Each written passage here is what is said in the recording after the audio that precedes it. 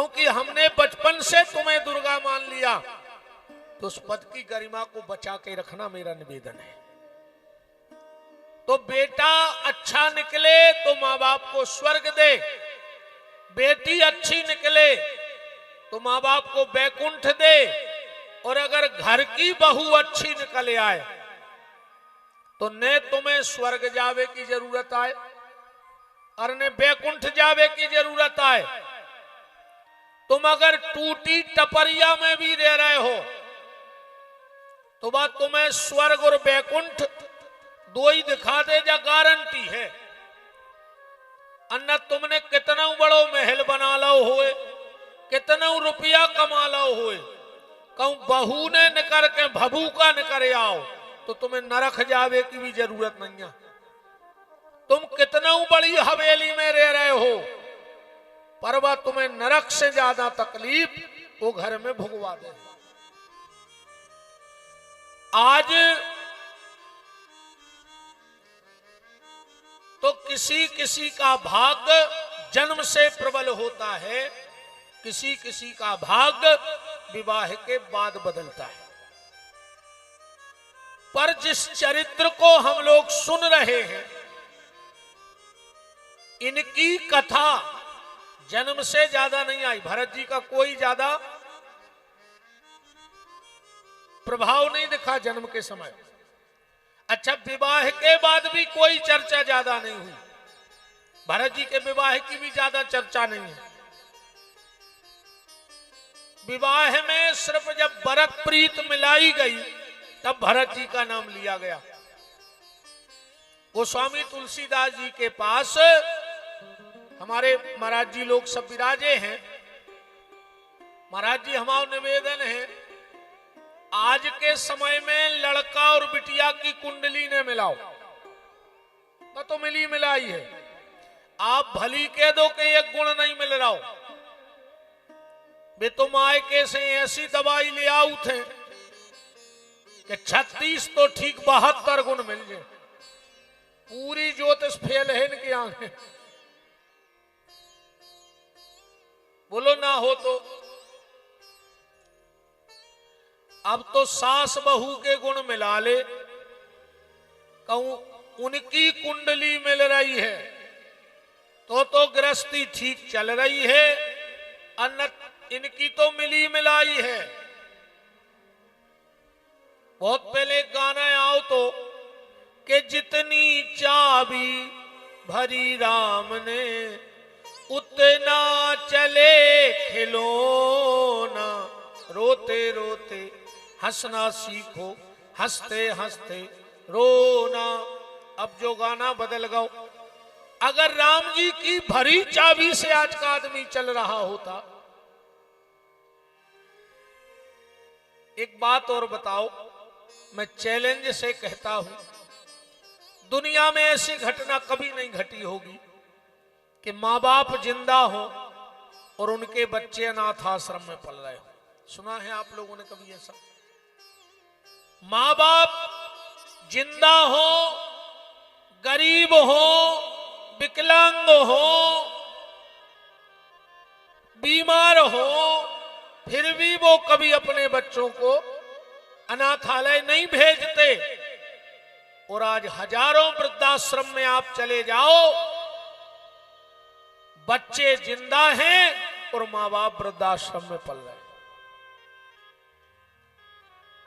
बच्चे हैं, इसलिए मैं कई बार कहता हूं कि बच्चों को इतना लायक भी मत बनाओ कि वो अपने माँ बाप को ही नालायक समझने लगे।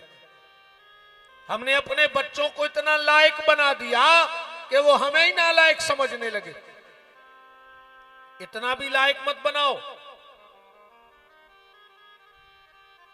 क्या करोगे ऐसे पैसे का? किस काम का ऐसा पैसा?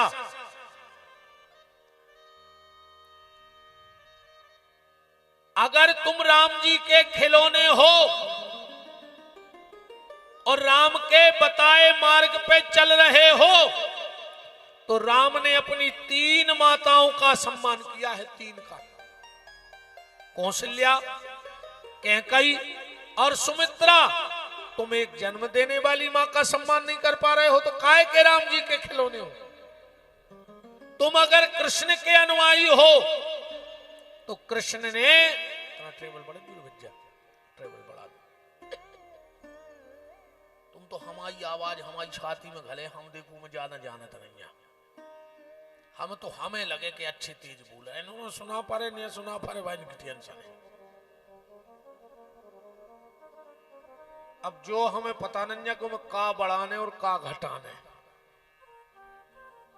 हमें तो यह सो लगे कि हाँ हमारी आवाज हमें को लग रही है अच्छी। अगर तुम कृष्ण के अनुयायी हो तो कृष्ण ने 3 माताओं का सम्मान किया है, देवकी, यशोदा और रोहिणी। किया है कि नहीं किया? और तुमसे एक माता का सम्मान नहीं होता। तो अब ये गाना कलयुग में पलट गया है। पहले था जितनी चाबी भरी राम ने उतना चले खिलौना, और अब ये गाना ऐसा है कि जितनी चाबी भरी लुगाई ने। बोलो गलत तो नहीं है? कि जितनी चाबी भरी लुगाई ने उतना चले। अब तुमसे खिलौना काहे काहे तुमसे बताओ। मेरे पास तो शब्द नहीं जो आप लोगों से कह दें। बात चल रही थी भरत जी का, विवाह के समय भी कितना नाम आया। जब गोस्वामी जी ने बरक प्रीत मिलाई, अगर आप रामायण पढ़ते हो तो बहुत गहराई से देखना, जब वशिष्ठ जी के सामने राम के गुण रखे गए तो राम जी कैसे हैं? राम जी की कुंडली में एक बहुत अच्छा योग है महाराज जी के संग बिरंच विष्णु भगवाना ओ उपजहि जासु अंश तेनाना। राम जी के एक एक रोम से करोड़ों ब्रह्मा, करोड़ों विष्णु और करोड़ों शंकर हो सकते हैं। अब जब सामने वाले की कुंडली है तो जिससे शादी हो उसकी कुंडली भी अच्छी होनी चाहिए। तो राम जी की कुंडली में योग है संग बिरंच विष्णु भगवाना ओ उपजहि जासु अंश तेनाना।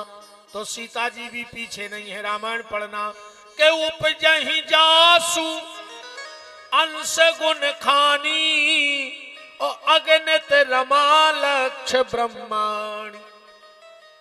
तो बोले राम सरस बर दुल्हन सीता, ये कैसे गुण तो है, मिला दो, मिल जे जा कुंडली। अच्छा, अब बात भरत जी की है। भरत जी का नाम आया तो क्या लिखा विवाह के छंद में पढ़ना के सुत के तू कन्या, मांडवी के बारे में, सुत के तू कन्या सखल गुण शील सुख शोभामयी। मांडवी कैसे है? शोभामयी, शील में बहुत आगे हैं। तो भरत जी कैसे हैं? बोले भारत विनय गुण शील बड़ाई। तो शील और शोभा जब इकट्ठे हो जाएं तो अति आनंद बन जाए। तो भरत को मांडवी को इकट्ठा कर दिया। अच्छा, सुतकीर्ति, सुतकीर्ति माने शास्त्र, श्रुति माने शास्त्र। अच्छा, भरत जी कौन है? शत्रुघ्न जी कौन है? सुतकीर्ति है शास्त्र, और शत्रुघ्न जी जाके सुमिरन तेरी पुनासा नाम शत्रुघ्न वेद प्रकाशा।